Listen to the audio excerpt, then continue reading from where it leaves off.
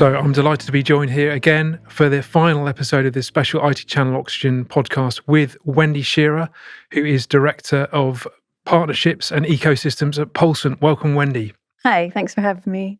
Brilliant. Well, we've had 3 episodes so far. We've discussed Pulsant's partner strategy. We've also talked about sovereign cloud. So in this final episode, I'd like to just zoom out a bit and ask a couple of really big picture questions. So firstly, if we can just talk a bit about the competitive landscape. So Pulsant, you're not the only UK-based co-location and private cloud provider. So what would you say is your USP against the competition? That's a good question. You're right. So we're not the only co-location provider. We're not the only sovereign cloud provider. We're not the only secure network provider. But when you combine those 3 things together, that is where we're unique. So we are the only provider. We have 14 data centers across the UK. They're all connected together with that secure private network. And we offer those IaaS solutions from that network as well. So the combination of 3 things, which in Pulsant we call platform edge, definitely does differentiate us in quite a busy market. Obviously, being Director of Partners and Ecosystems, I'm also going to say that the partner program differentiates us, Doug. Won't be a surprise. And I think that's because, again, if you look at a lot of co-location providers, traditionally, for example, they're not too concerned about the clients that are in the space. It's more about the service that they deliver, whereas we're turning that completely on its head. And, the ecosystem that I've talked about in previous episodes that we're building, the ecosystem of incredible providers for service providers and for end clients that are all connected through our secure digital infrastructure, I think is really not only exciting, but it differentiates us hugely in the market. I mean, finally, how would you assess the health of the MSP market right now in the UK?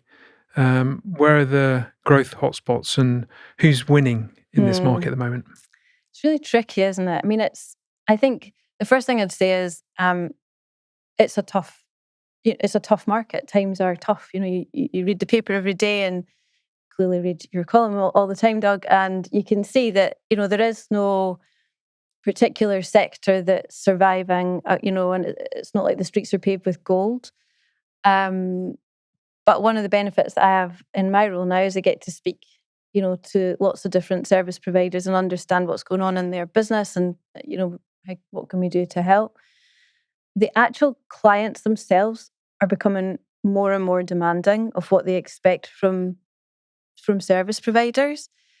First of all, they expect the solutions that they're buying to be secure. Even if cyber isn't what you think of your business as delivering, it needs to be sort of secure by design products and services. And you can see more and more MSPs moving into that sort of cyber solution space to make sure that they can compete in that market.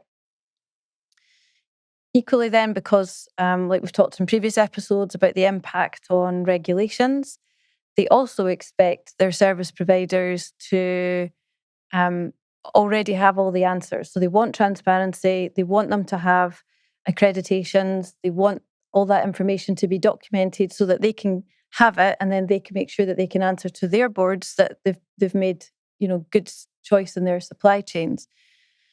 So that comes with a burden as well, right? Because it takes a lot of time and effort and people and skills to make that happen. What's happening as a result of that is it's difficult for people because that's before we've even talked about technology, right? So this isn't even a discussion about the technology solution that they're delivering. This is actually all the other stuff that they're expected to do just to get a seat at the table, kind of thing. So unfortunately, what I think I'm seeing is that really it's the people at the top end who've got the scale and who've got the depth of skills and quite frankly, budget in their organisation to be able to address all those things that are growing. When you look at the statistics, it would tell you obviously there's about 11,000 managed service providers in the UK, but only 4% of those generate 75% of the revenue. So the stats are obviously telling us that anyway. I think what concerns me is that I see a lot of the goodness in the small and more bespoke end of the scale. We talked in previous episodes about one of our partners who is really a small organisation, but highly specialist in high assurance. And they've got great value that they can bring, but they're obviously going to be competing against people at much larger scale.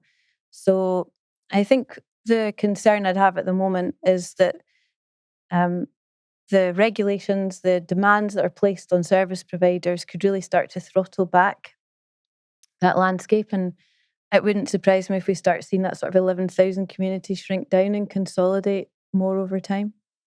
Yeah, well, we hope not. But I mean, to end it on a positive note, obviously, what Pulsant's doing to work with this community is great news as well. So, thank you for joining us over the last 4 episodes and running me through this world of secure infrastructure that I wasn't too aware of before. So, thank you, Wendy, for joining us, and appreciate your time. Great. Thanks, Doug.